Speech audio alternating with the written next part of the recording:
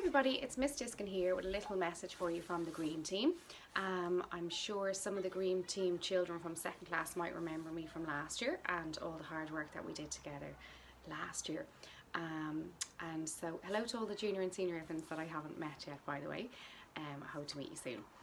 So I just wanted to give you a little message because myself and the teachers on the Green Team were wanting to give you a little reminder about some of the things that we've been doing in school last year and now that we're back again this year. So the first thing is we've got 3 flags so far. So if you're walking through the hall, you might have a little look up at the ceiling and you'll see 3 flags in the shape of a triangle. And our first flag we got was for litter and waste, for doing great things on reducing our litter and our waste in the school. And our second flag we got was for energy, which was trying to conserve and reduce our use of electricity when possible.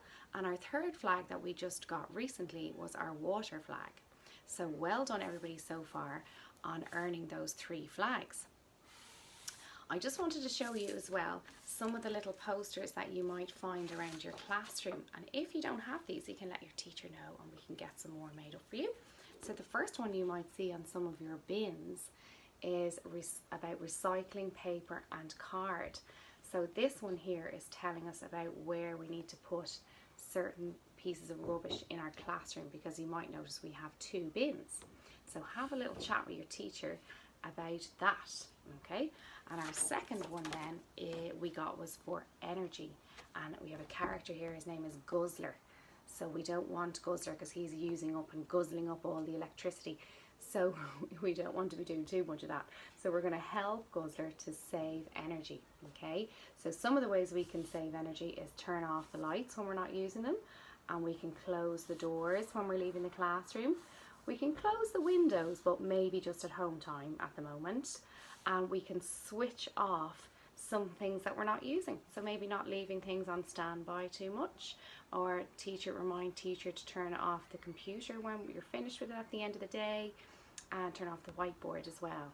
Okay, so you can definitely turn off the lights when you're leaving the classroom to go out to the yard. So have a little look at that one, and if you don't have it I'll get one to you. And then our latest flag that we got was for saving water and conserving water, and some of the children that are now possibly in 4th class designed these characters, okay? So it says help tap man and water girl save water, okay? Sorry, I'm reading it through the poster.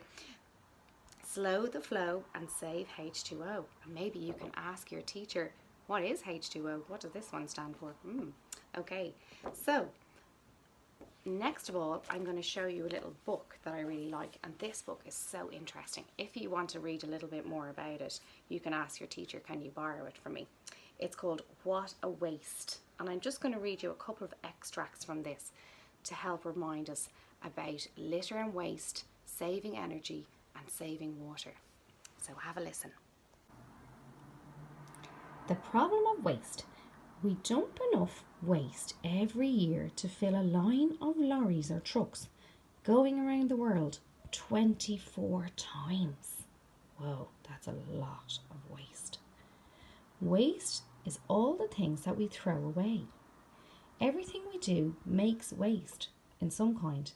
It's part of living our lives. However, it's important to make sure we don't create more waste than we absolutely have to. Waste is a big problem for animals all over the world. Pets and wildlife, that's animals that live in the wild, can become tangled up in plastic litter or mistake bits of it for food. Sea creatures are most in danger because there's often lots of bits of waste floating around in the sea that they can mistake for food. They can eat it, make them really sick, or even die. Plastic is an amazing material. It's tough and waterproof and lasts a long time. However, these properties make plastic very difficult to get rid of. Many types of plastic can't be recycled, particularly that crinkly type of plastic that we see with our sandwiches. And those that get thrown away in the bin will not fully rot away. We need to think of other things that we can do with them. Plastic cups, takeaway boxes, spoons and straws Many products or things are made to be thrown away. But where do these throwaway objects go once you have finished with them? Where does it go? When you throw away something, it might end up on the other side of the world. All waste goes on a journey after it's put in the bin. Whether by foot to a recycling bank or by lorry to a landfill, waste is taken away to make new things, to help plants grow, or to be burned, or to be safely disposed of. General waste, that's the kind of waste that goes into the black bin. This type of waste cannot be recycled or composted. General waste is taken by dustbin lorries to different sites. The lorry crushes it, so it takes up less space, and it's taken to either an incineration plant where it might be burnt, or to landfill. Landfill sites, or otherwise we sometimes call them a dump, landfill sites are also known as tips or dumps. They are holes in the ground where waste is buried. They can cover huge areas. The recycling bins. What can go in your recycling bin depends on where you live. Some places have bins for each type of material, like paper, glass or plastic.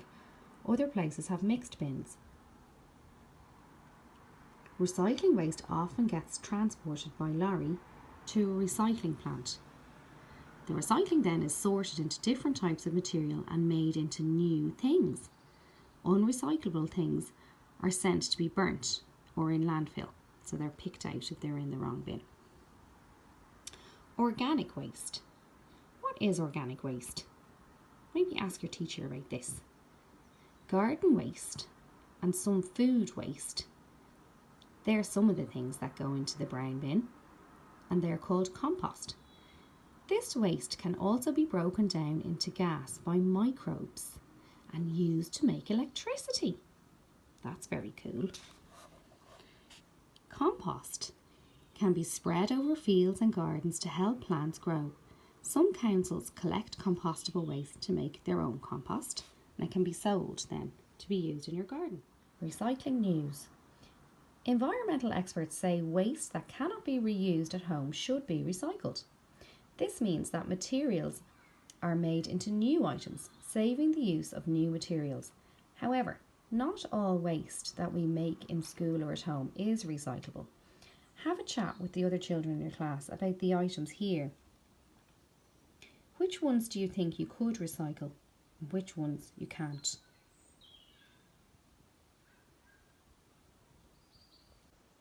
That's all we're going to read for now. I'll be back on to you soon to read a little bit more about energy and water and the things that we can do to conserve them. Thanks for listening. Take care. Bye.